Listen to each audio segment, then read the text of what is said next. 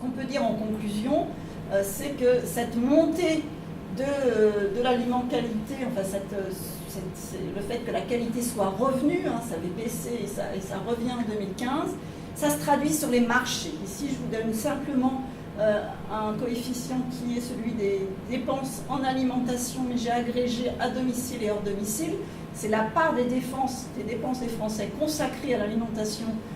à domicile et hors domicile par rapport à tout leur budget de consommation. Et ce qui est vraiment étonnant, hein, c'est que depuis le début de la crise, on n'a jamais vu ça, et dans tous les autres pays, hein, c'est jamais ce qui s'observe, c'est que structurellement, c'est assez logique que la part de ces dépenses diminue dans le budget des consommateurs. Ça a beaucoup baissé entre 2000 et 2007, alors c'était dans la même période hein, que tous les messages sur la santé du PNRS, et là ça remonte. Alors on aurait pu se dire, comme l'ont dit certains économistes, c'est normal, le pays s'appauvrit pendant la crise, et donc quand les pays sont les pays les plus pauvres, donc la part du budget alimentaire est la plus forte. Mais sauf qu'en 2014 et en 2015, où ça continue, où la croissance revient, ça continue d'être stable au moins, hein, donc c'est pas complètement lié à un appauvrissement du pays, et on sait que les marchés sont finalement, on ajuste beaucoup moins en défaveur de l'alimentation aujourd'hui. On a plutôt mis en place ce qu'on appelle nous de la frugalité, mais on met plus d'argent en valeur sur chaque produit. On ne mange pas plus,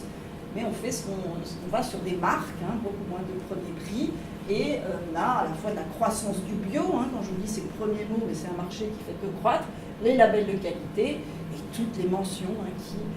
vont être très très très très fortes. Donc voilà, on pense que, pour conclure, hein, on avait déjà vu, si je reviens un petit peu en 2000, hein, au moment des crises très fortes de l'ESB, on avait eu aussi cet effet-là. Dans les périodes où on est très inquiet par rapport à l'alimentation, eh bien, on a plutôt tendance à mettre plus d'argent. Là, ça a été le cas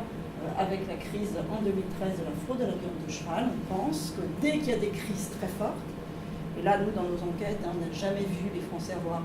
autant d'inquiétudes par rapport à leur alimentation, eh bien, on a besoin de signes de rassurance, et donc on met un peu plus d'argent. Donc on va vers la qualité, en effet, dans l'alimentation. On a une défiance là, qui est vraiment très très forte, à la suite des crises majeures, mais aussi le fait que les messages de santé publique, avec un côté très moralisateur, ont plutôt eu comme conséquence, hein, et ça se voit dans les chiffres,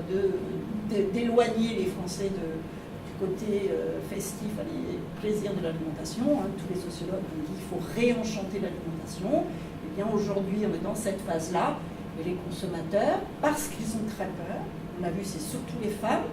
vont chercher, chacun à leur échelle, hein, chacun, c'est une individualisation des recherches de critères, chacun veut manger, veut trouver son régime à lui, et donc on va chercher soit du local, du bio, du naturel, et puis tout ce qui fleurit, du sang gluten, du sang lactose, du sang viande, etc.